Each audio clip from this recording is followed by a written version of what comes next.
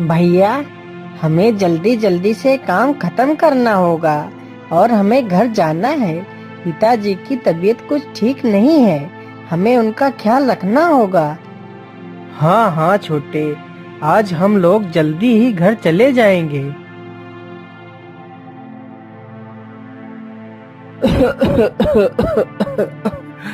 बेटा, मुझे लगता है अब मैं कुछ दिन का ही मेहमान हूँ। बेटा, मेरे ना रहने के बाद तुम लोग मेरी चारपाई के नीचे जमीन में 2 सोने के घड़े रखे हैं। तुम लोग उन दोनों घड़ों को खोदकर आपस में बांट लेना। ये बात बोलते बोलते ही सुखीराम की मृत्यु हो जाती है। फिर चारों लड़के अपने पिता का अंतिम संस्कार करते हैं। चलो भैया, अब हम लोग वो सोने के घड़े खोद लेते हैं और आपस में जल्दी से बांट लेते हैं।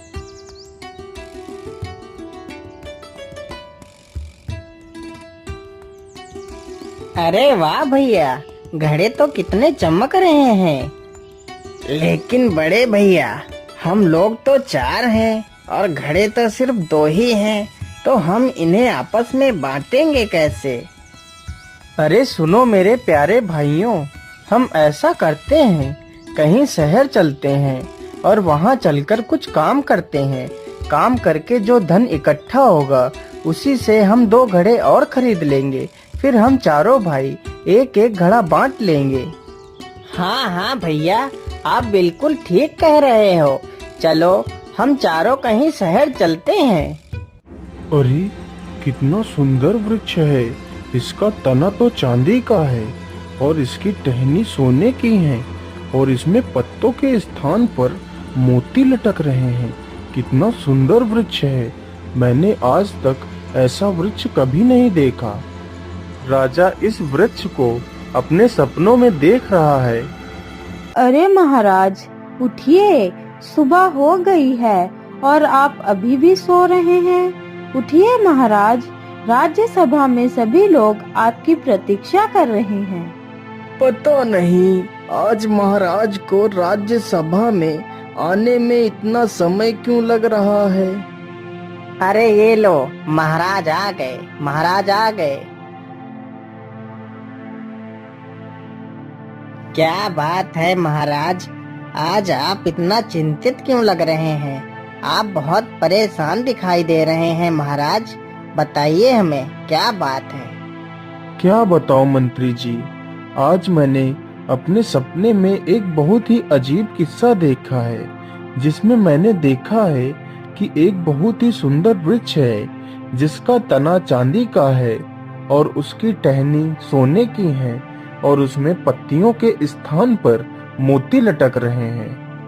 परंतु महाराज, यह कैसे संभव है? चांदी का तना और पेड़ में सोने की डाली और पत्तियों के स्थान पर मोती लटक रहे हैं, ये कैसे संभव है महाराज? मंत्री जी, यदि ऐसा संभव नहीं है तो मुझे यह सपना कैसे आ सकता है? मेरा देखा हुआ सपना असत्य नहीं हो सकता। वह वृक्ष कहीं ना कहीं तो अवश्य है, तभी मुझे वह वृक्ष सपने में दिखाई दिया। मंत्री जी, मुझे ये वृक्ष देखना है। तुम पूरे राज्य में ये घोषणा करवा दो कि जो भी मुझे ये वृक्ष दिखाएगा, मैं उसे अपना आधा राज्य दे दूंगा और अपनी बेटी का विवाह भी उसी के साथ कर दूंगा। सुनो सुनो सुनो, हमारे राजा को जो भी इंसान उनके सपने में दिखा सोने चांदी तथा मोतियों से बना वृक्ष दिखाएगा, राजा उसे अपना आधा राज्य व अपनी बेटी का विवाह उसी के साथ कर देगा। तभी उसी गांव से वह चारों भाई गुजर रहे थे। सुनो सुनो सुनो, हमारे राजा को जो भी इंसान उनके सपने में दिखा सोने चांदी तथा मोतियों से बना वृक्ष दिखाएगा, राजा उसे अपना आधा राज्य व अपनी बेटी का विवाह उसी के साथ कर देगा। अरे भैया, यह राजा किस वृक्ष की बात कर रहा है? क्या कहीं ऐसा वृक्ष भी हो सकता है? हाँ छोटे, क्यों नहीं हो सकता? इस संसार में कुछ भी असंभव नहीं है। तो भैया, आपका मतलब है कि ये वृक्ष जरूर है? हाँ हाँ छोटे, यह वृक्ष कहीं ना कहीं तो जरूर होगा। तो फिर चलो भैया, हम राजा के पास चलते हैं और इस वृक्ष को ढूंढते हैं।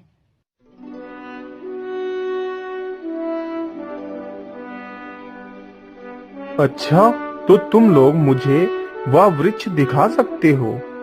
हाँ महाराज, हम चारों आपको वह वृक्ष दिखा सकते हैं। तो ठीक है, तुम चारों जल्दी से जाओ और मुझे वह वृक्ष जल्दी से लाकर दिखाओ। मुझसे और प्रतीक्षा नहीं हो रही है। अरे बड़े भैया, हम लोगों ने वृक्ष दिखाने की जिम्मेदारी तो ले ली, लेकिन ये वृक्ष लाएंगे कहाँ से?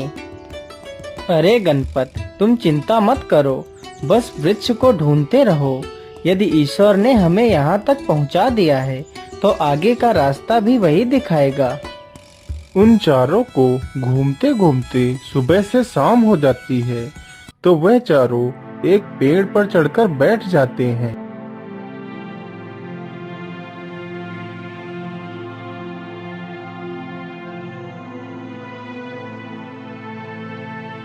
अरे ये क्या? ये तो एक मणिधारी सर्प लग रहा है। अरे भैया, उधर देखो, उधर तो देखो जरा, उधर एक मणिधारी सर्प है। आज मैं इस सर्प को नहीं छोड़ूंगा। आज तो मैं मणि हासिल करके ही रहूंगा।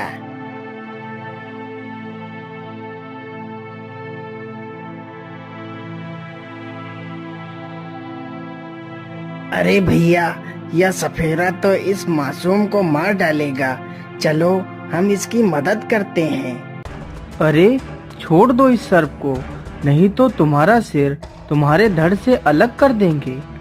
नहीं नहीं भैया, मुझे मारना मत, मैं इस सर्प को छोड़ देता हूँ। फिर सपेरा उस सर्प को छोड़ देता है और वहाँ से भाग जाता है। तभी वह सर्प एक इंसानी रूप धारण कर लेता है। हे वीर कुमारों, आप कौन हो जिसने मेरी जान बचाई है? नहीं तो आज ये सफेरा मेरी मणि के लिए मुझे मार ही डालता। हे नागदेव, हम चारों भाई हैं और हम लोग किसी उद्देश्य के लिए इधर उधर भटक रहे हैं। अच्छा ठीक है, मैं आप लोगों से बहुत प्रसन्न हूँ। चलो मेरे साथ चलो, हो सकता है कि मैं आपके कार्य में कुछ आपकी मदद कर सकूं।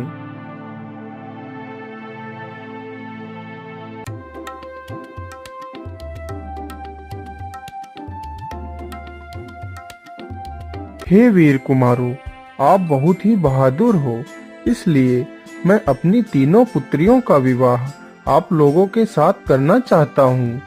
हे नागदेव, हमें आपका प्रस्ताव स्वीकार है, परंतु हम लोग अभी विवाह नहीं कर सकते। लेकिन तुम लोग विवाह क्यों नहीं कर सकते? इसका क्या कारण है? हे नागदेव, हम लोग बाहर एक बहुत ही जरूरी उद्देश्य के लिए आए थे। वो उद्देश्य क्या है वीरों, जिसे तुम पूरा करना चाहते हो? हे नागदेव, हम लोग ऐसे वृक्ष की तलाश कर रहे हैं जिसका तना चांदी का हो और उसकी टहनियाँ सोने की हों तथा उसकी पत्तियों के स्थान पर मोती लटक रहे हों। हमें यह वृक्ष राजा को दिखाना है, राजा का यह हुक्म है। लेकिन ये पेड़ तो मेरी तीनों राजकुमारियां ही हैं। वो कैसे नागदेव? मैं कुछ समझा नहीं, आप मुझे समझाइए। हे वीर पुत्रों, जब तुम मेरी बड़ी पुत्री के ऊपर इस जल को डालोगे तो वह चांदी का तना बन जाएगी, और जब तुम मेरी मझली बेटी के ऊपर इस जल को डालोगे तो वह सोने की डालियां बन जाएगी, और जब तुम इस जल को मेरी छोटी पुत्री के ऊपर डालोगे तो वह मोती बनकर पेड़ में लटकने लगेंगी। हे नागदेव, यह चमत्कार मैं अपनी आँखों से देखना चाहता हूँ। तो ठीक है वीर कुमारों, ये देखिए।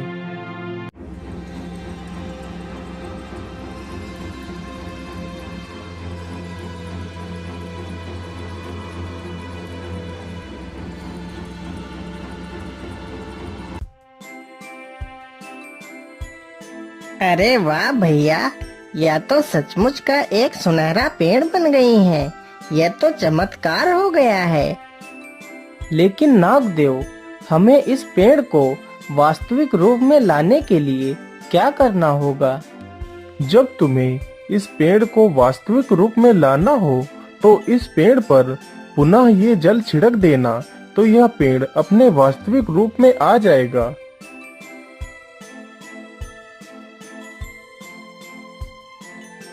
फिर उन चारों भाइयों में से 3 बड़े भाइयों ने उन नाग कन्याओं से विवाह किया।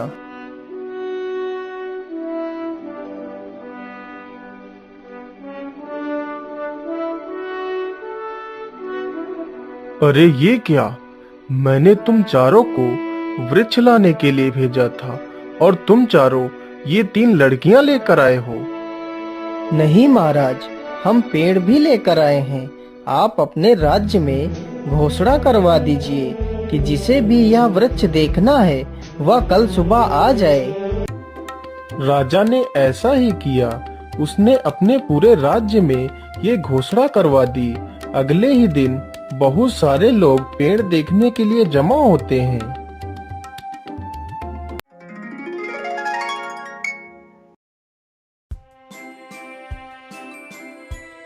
अरे बाप रे बाप, यह तो सच में एक सोने का पेड़ तैयार हो गया है।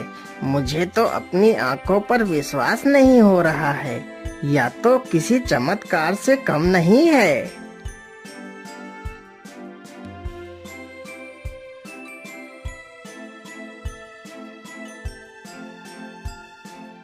आज मैं बहुत प्रसन्न हूँ। तुम चारों ने मेरा सपना सच कर दिया। इसलिए मैं अपने वादे के अनुसार अपनी पुत्री का विवाह तुम्हारे छोटे भाई के साथ करता हूँ और अपना आधा राज्य तुम चारों के नाम करता हूँ।